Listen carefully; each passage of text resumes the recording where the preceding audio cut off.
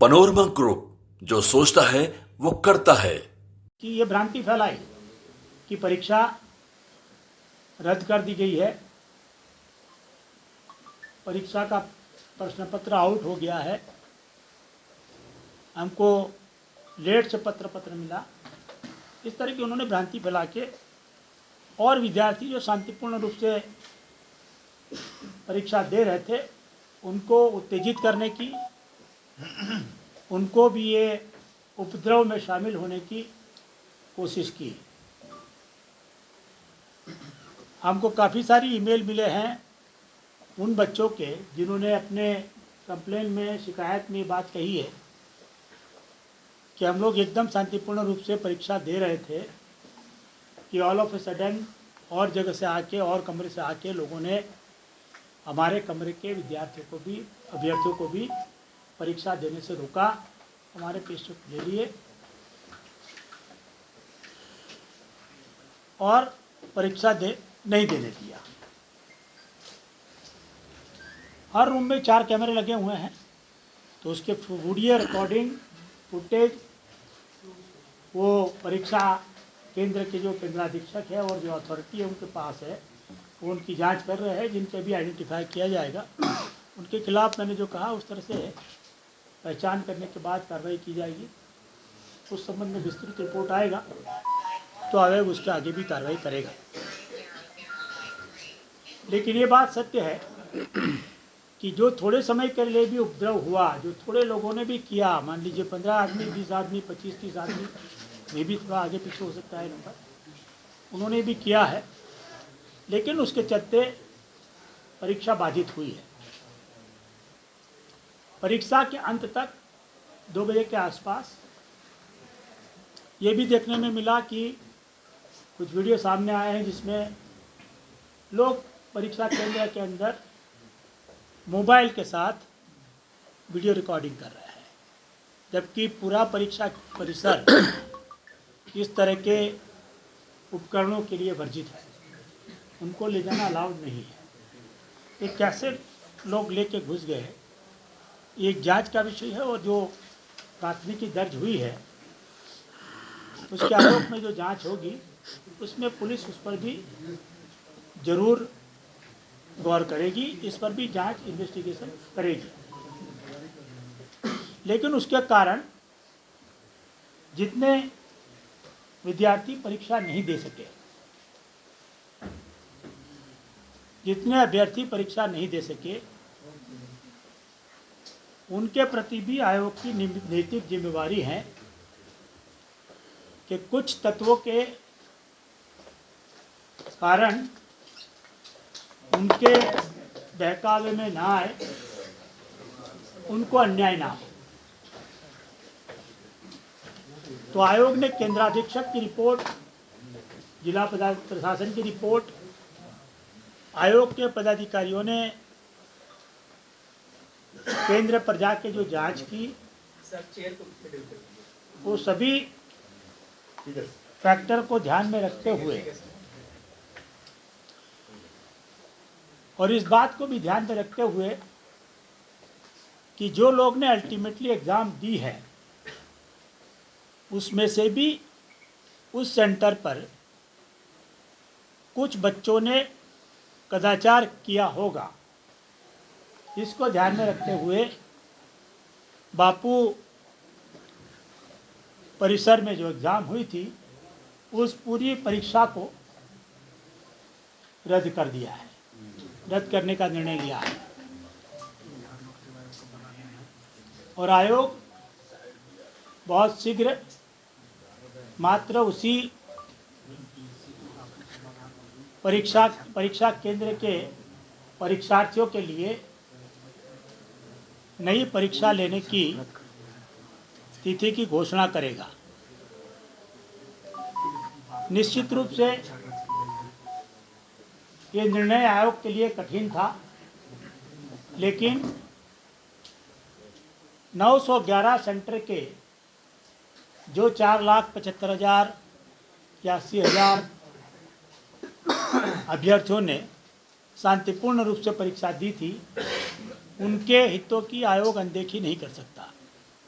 उन्हें फिर से 3-4 महीने के लिए टॉर्चर नहीं कर सकता। साथ ही आयोग वो लोग को भी जिन्होंने इस अफरा तफरी में कदाचार कर परीक्षा दी है उस केंद्र पर, उनको भी लाभ लेने नहीं दे सकता। तो ये सभी हितों को ध्यान में रखते हुए आयोग ने निर्णय लिया है। मैं स्पष्ट कर देना चाहूँगा कि जो एग्ज़ाम ली जाएगी और अभी जो एग्ज़ाम ली गई है, वो दोनों का परिणाम एक साथ दिया जाएगा। आगे आने वाली एग्ज़ाम के लिए अलग क्वेश्चन पेपर होगा, लेकिन आयोग नॉर्मलाइजेशन नहीं करेगा। तो दोनों परीक्षाओं के लिए जितने बच्चे अपीयर होंगे, उनका एक साथ अंत में परिणाम घोषित किया जाएगा। ऐसी कोई रूमर, भ्रांति या मिस इन्फॉर्मेशन फैलाने की कोशिश करता है तो उसको आप रोकें कि इसके कारण कोई नॉर्मलाइजेशन किया जाएगा। जहाँ तक वैसे बच्चों की बात है जो अभी तक चिन्हित नहीं किए गए हैं, पहचाने नहीं गए हैं, तो मैं स्पष्ट कर देना चाहूँगा कि ऐसे सभी उपद्रवी तत्वों की पहचान की जाएगी। जिनकी पहचान कर दी गई है उनको हम लोग सुकौस करके आगे की कार्रवाई करेंगे। आज से लेके ये एग्ज़ाम जब होगी, इसके बीच में अलग अलग सरकारी एजेंसियां इनकी पहचान करती रहेगी। उन लोगों का कि हम लोग सुकौस करेंगे, और अगर ये पाया जाता है कि उन्होंने कानून हाथ में लिया है तो उनको डिबार करने की भी कार्रवाई करेगी। अगर किसी परिस्थितिवश वो परीक्षा में भी बैठ जाते हैं तो ऐसे तत्वों का रिजल्ट आयोग प्रकाशित नहीं करेगा। इसलिए उन्हें पहचानने की प्रक्रिया तब तक जारी रहेगी जब तक अंतिम मिसक्रेडेंट आइडेंटिफाई नहीं हो जाता है। तो आयोग की ओर से यही था। आगे कोई सूचना है तो बताइए। मैंने बहुत विस्तृत में पूरी बात बता दी है। आयोग ने क्या क्या फैक्टर को ध्यान में रखा है, सेंटर सुपरिटेंडेंट का रिपोर्ट, वहाँ पर प्रतिनिधित्व मैजिस्ट्रेट का रिपोर्ट जो जिला पदाधिकारी के माध्यम से प्राप्त हुआ है, वो आयोग के पदाधिकारियों ने वहाँ जाकर जो जांच की, आयोग को जो कंप्लेंट मिली है, जो मीडिया रिपोर्ट देखे, जो वीडियो क्लिप देखी है,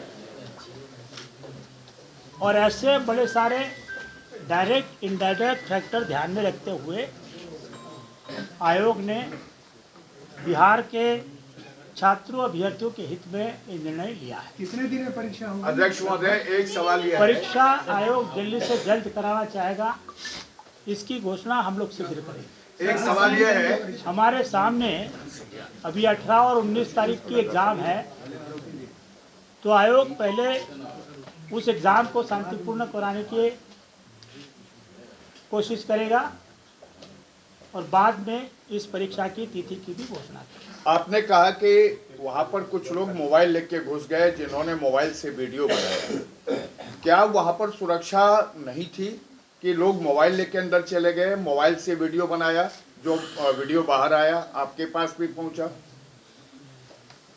आप अवगत हैं कि वो सेंटर पर प्रारंभ से लेके परीक्षा प्रारंभ होने से लेके 12:30-1 बजे तक काफ़ी हद तक शांति थी।